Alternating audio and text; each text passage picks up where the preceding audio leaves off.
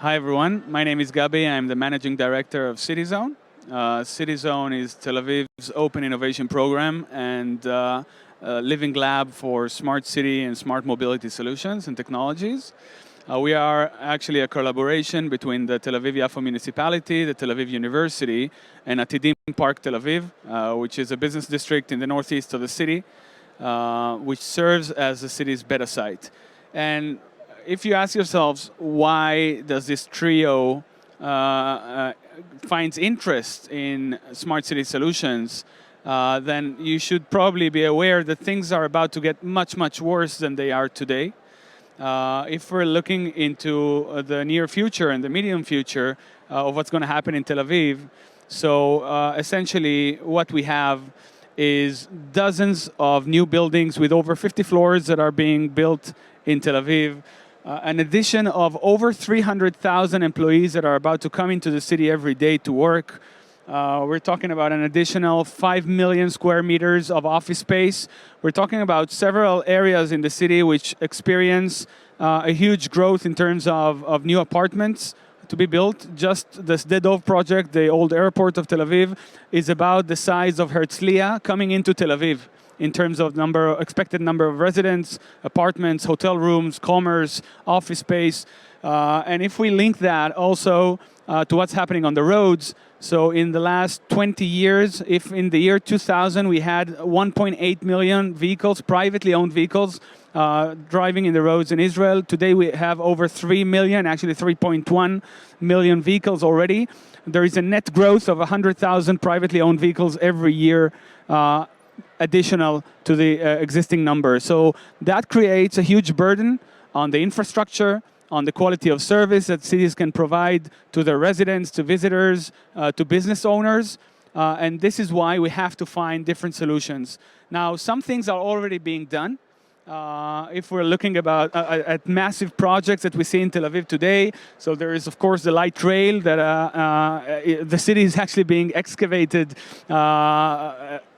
totally, and this project is taking over the city. And right after that, we're going to start seeing the metro project. So we're looking at the next 20 years of projects and works being done on the streets of Tel Aviv. Of course, there's the national rail, also the expansion of the fourth railway on the Ayalon. So massive projects in terms of mass transportation. Then there is the doubling the bus lanes in the city. Today we're talking about 120 kilometers of bus lanes in Tel Aviv. We're talking about 60 kilometers, and the idea is to double it to 120. An addition of lines and buses to be added to the scheme of public transportation in the city. Around cycling, we're talking about growing from 160 kilometers of bike lanes to 250 kilometers by the year 2025. By the way, we're talking about a new modality split in Tel Aviv. So the idea is to get to 25% of rides done in the city with bicycles by the year 2025. So that's a project, the vision of Tel Aviv 2525. And on top of that, of course, making the streets much more walkable. So enhancing walkability in the city, making sidewalks much larger, shaded, and promoting walkability in the city. So we have probably heard about tipping the pyramid, the new strategy of the last year by the Tel Aviv municipality, trying to refocus and rearrange the allocation of space in the streets, putting the pedestrian at the top of the pyramid, and then public transportation, shared transportation, micro-mobility, then logistic transportation, and at the bottom of the pyramid, the privately owned vehicles. So it's just the opposite of what's going on today. And this is a new policy in Tel Aviv. So the idea is to allocate less space in the public domain to privately owned vehicles and reduce it from 69% of the public domain today, which is allocated to privately owned vehicles, reduce that to 56%. So that's dramatic. So these are projects that are already being done in the city, but still we need your help. And we have requests from the city to get some assistance in 5 different topics that have been identified as crucial and key for the city, that it wants to rely on innovative technologies and startups in order to find different solutions. Of course, the #1 priority is keeping pedestrians safe. So pedestrian and micromobility safety are crucial and are a top priority. So any technology related to the safety of pedestrians and micromobility, the clash and the friction between both of them on sidewalks, what happens to micromobility when they're on the road, especially around large vehicles, but not just. These are the key aspects that we're looking into. Then there is an aspect of what kind of data can be exchanged between the vehicle and the city, both directions. What can the city learn from vehicles driving the streets? What can the vehicles get from the city? How this data will be transferred from the city to the vehicles and vice versa. So that's another aspect which is related also to V2X trends that you're probably familiar with from the industry. Logistic transportation, we're trying to reduce the amount of trucks coming into the city. We're trying to manage better the offloading bays next to commercial sites. So everything related to a better management and optimization of logistic transportation, and specifically on the last mile optimization. These are things that are also very interesting to the city, including aerial logistic transportation by drones or anything done on the ground. We're very much into all these aspects. Then on the side of EV charging, that you've just heard 2 sessions about EV charging. So of course, Tel Aviv is also interested in finding solutions to provide a better ability to charge vehicles off the streets currently, but in dedicated locations. However, we would like to look at technologies that would enable us to charge vehicles off-grid and not depending on the current electric supplier, but also looking into local production, energy storage, V2Grid solutions, so everything that can help us lower the burden on the grid, which is expected to be quite significant. And then the last one is how to support decision makers with better data, with monitoring, data analysis, recommendations, actionable insights on the total of all the sensors and all the data streaming into the municipality. How can we take a much more holistic view of that data and leverage it to make better decisions, both on a strategic, operational, and tactical level? So first of all, I welcome all of you to apply if you have relevant technologies. But on top of that, one very interesting thing I'd like to tell you about is a new collaboration that we're having with the European Innovation Agency, EIT Hub, the mobility, EIT Mobility specifically. And we've just won a tender together with an institution called Carnet from Barcelona.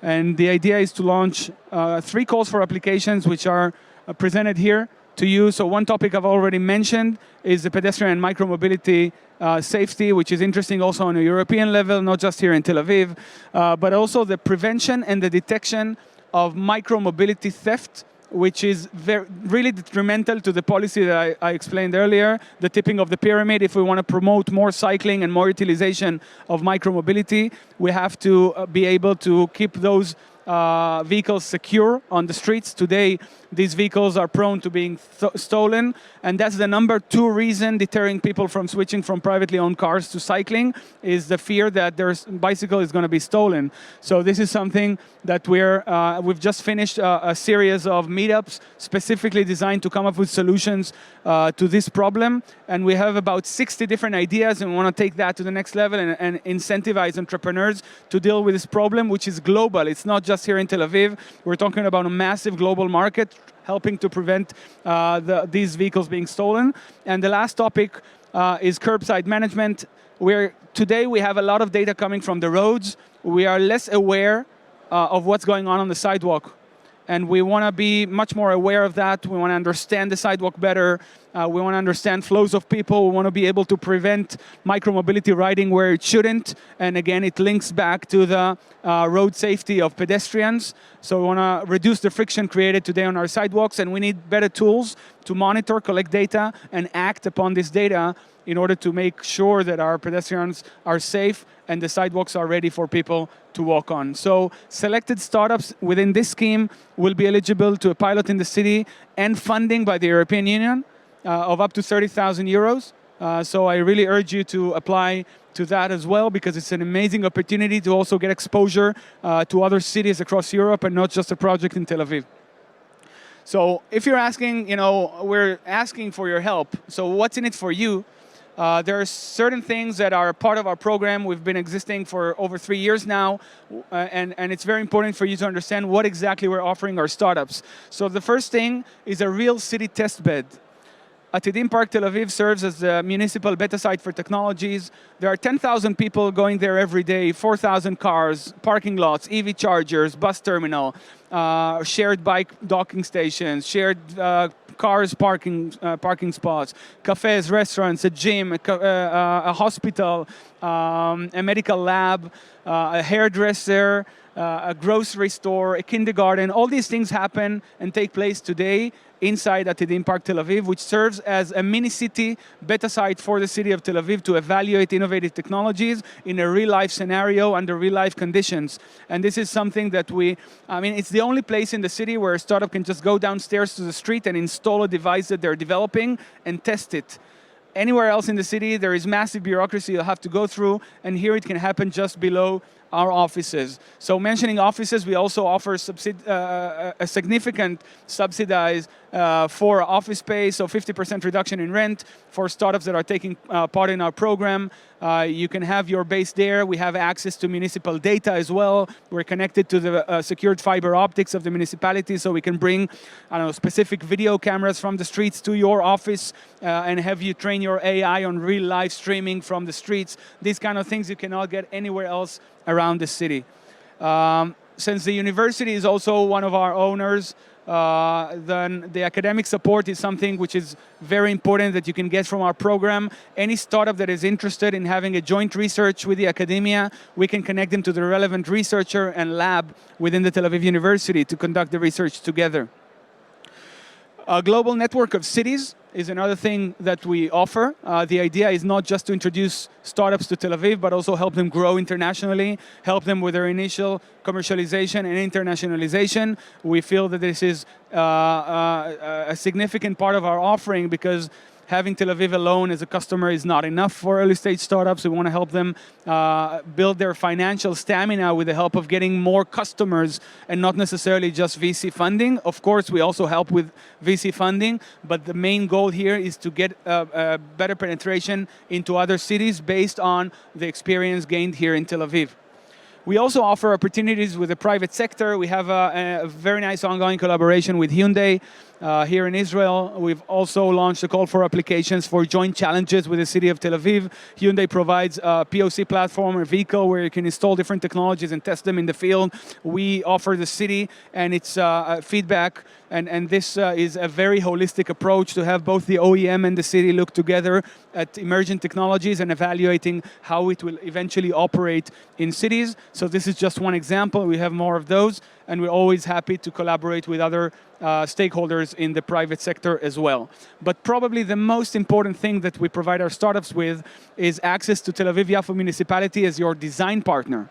Each startup in our program gets 2 people of contact from within the municipality of Tel Aviv, one from the technical department to help with data flows, integrations, connectivity, and everything which is needed, and another person who is the professional expert on the topic or the challenge that the startup came to solve to begin with. And this team, and we work together for a year. Our program is 1 year long. It's not a 3-4 months accelerator. It's a full year in residence where startups run a series of POCs accompanied by the experts from the municipality, getting all the support that they need on the technical side, getting feedback to help them mature their product, their technology, and their business understanding of the problem that they're solving, opening doors to other cities through also the colleagues from the municipality. And eventually, if everything goes well and everybody's happy, the idea is to lead and pave the road towards a contract and having the startup become a vendor of the municipality eventually. And then from there growing into other markets as well. So if you tour around this floor, you're going to meet a lot of our portfolio companies. Just to name a few of them that are here and you've probably bumped into. So RoadSense is here, and 8090 is here, and Make My Day, and ITC, and City Transformer, and Tupaya, and Trails. All of them are here.